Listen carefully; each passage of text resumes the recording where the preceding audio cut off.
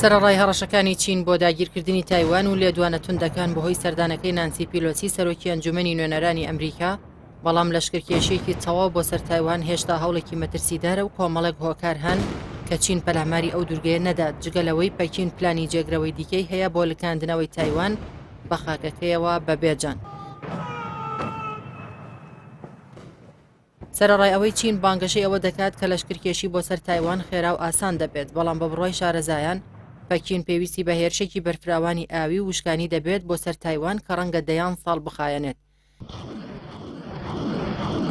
سیناریۆی شەڕی ئۆکرانیا دەری دەخات کا وڵاتانی بچووک ئیرادەیەکی بەهێزیان هەیە بۆ بەرەنگاری دوژمنەکانیان هەرچەند لە خۆیان بەهێزتر بن، لە کاتێکدا رووسیا و ئۆکرانیا سنوورێکی بەرفراوانیان لە نێواندایە، بەڵام لە ململانەی پەکین و تایپێدا جوگرافیا لە بەرژەوەندی تایواندایە کە چوار لای بە ئاو گیراوە.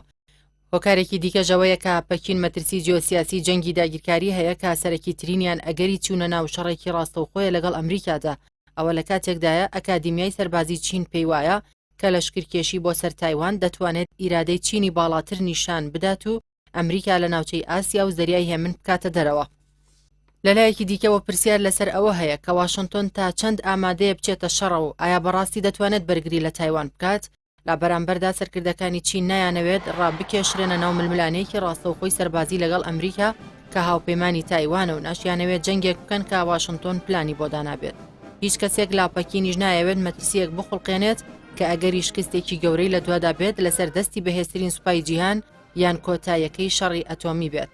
بەدەرلەوە ئەگەر ئەمریکاش نەبێت لەشکرکێشی بۆ سەر تایوان بانگەشەی چین وەک جلهێزێکی ئاشتی خواست کۆتایی پێدێنێت. تەنانەت ئەگەر چین هێڵی ئینتەرنێتی تایوان ببڕێت، دوورگەکە توانای تەکنیکی ئەوەندە بەرزی هەیە کە بتوانێت دوێنەی جەنگ یان پێشێلکاریەکانی داگیرکاری چین تۆمار بکات، بە جۆرێک زیان بەناوبانگ و وێنەی نێودەوڵەتی چین بگەێنێت. بە هەمان شێوە بڕیاری دەستپێکردنی ئۆپەراسیۆنی سەربازی بۆ سەر تایوان دەکرێت گورزی کەمەرشکێن بدات لە ئابووری چین و پەیوەندی ئابووریەکانی لەگەڵ جیهان تێک بدات. هەروەها هەڵاوسان لە ناوخۆدا دروست بکات بە تایبەت کە ئابووری چین و تایوان پەیوەستی زۆریان بەیەکەوە هەیە.